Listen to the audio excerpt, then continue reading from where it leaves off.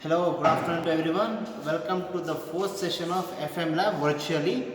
And in this session, we're gonna find the coefficient of discharge in V notch. Now, have a look on the experiment setup first.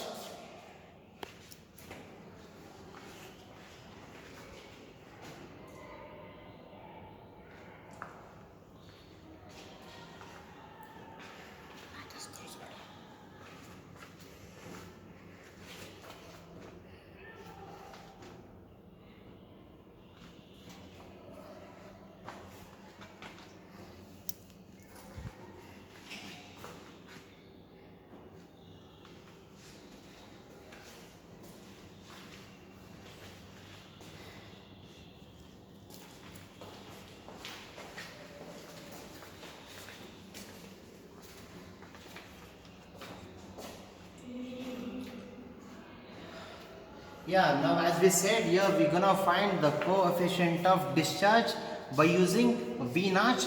If you look there, if you look here, this is V notch of 60 degree, and if you look at here we have different notches. This is a V notch of 90 degree, and this is trapezoidal V notch. This is trapezoidal V notch. This is rectangular V notch. You could see here, this is rectangular V notch. Now for this experiment, here we are going to use a V notch of 60 degree. So here, as I said, here we need to find the coefficient of discharge.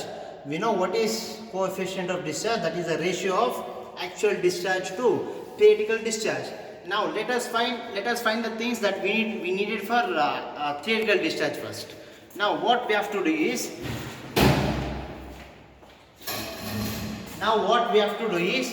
we know that here we have water sum. Here we have water sum, and here we have hook gauge.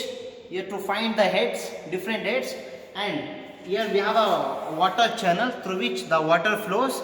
So this is an introduction of this particular experiment. Now what we have to do is, before we start up this experiment, what we have to do is we have to make sure the water level to this crust level or datum level we see. See, I'll sprinkle on this water. You can see this is the level of water. The water level has to be set to this datum level or crust level. See, now you can see here, this is up to the point.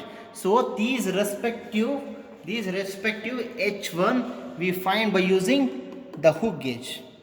Clear? That means H1 is done. The respective crust level H1 is done.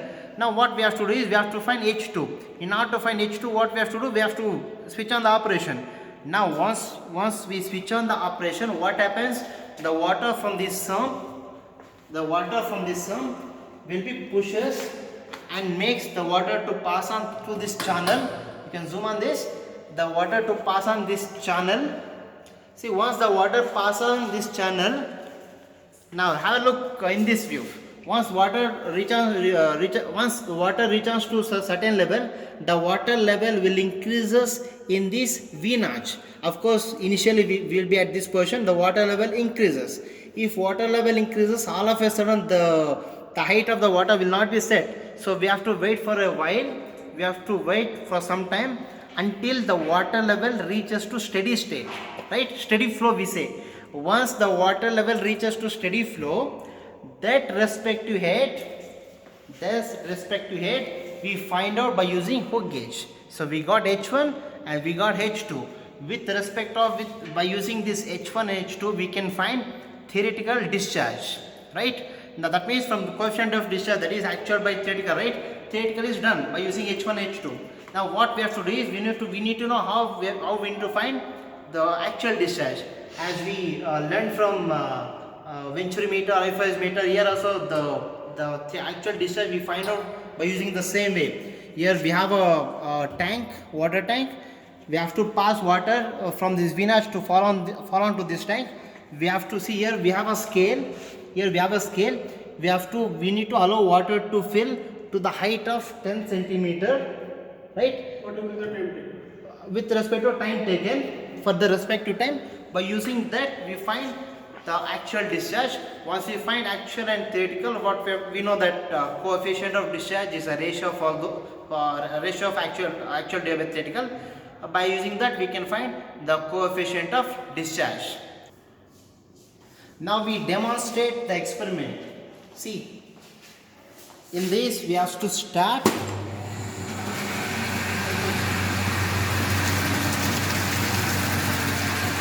See, the water is falling on this channel.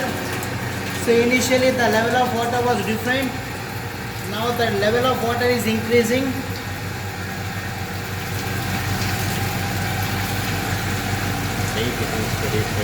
Yeah, see, initially the water level is fluctuating. We have to wait for a while. Initially the water level is fluctuating. We have to wait for a while until it reaches to steady flow. Now I think it is about to attain the steady flow.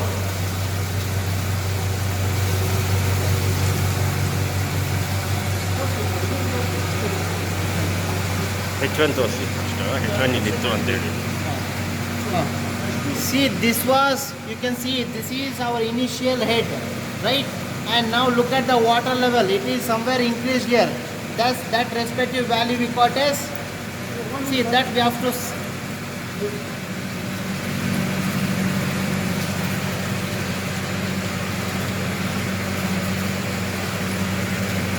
see, now the water is about to reach here, right? That respective value we got as H2.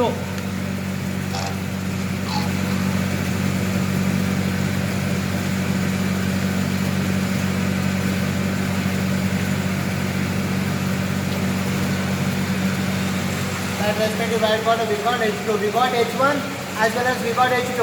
By using that, we can find the theoretical value of discharge. Now coming to the actual discharge, we have to close this knob, and we have to allow the water to fill on this tank, and the respective height we can see from this scale. You could see as sir is indicating the water level is increasing. We keep 10 centimeter as reference. For that respective time will be taken.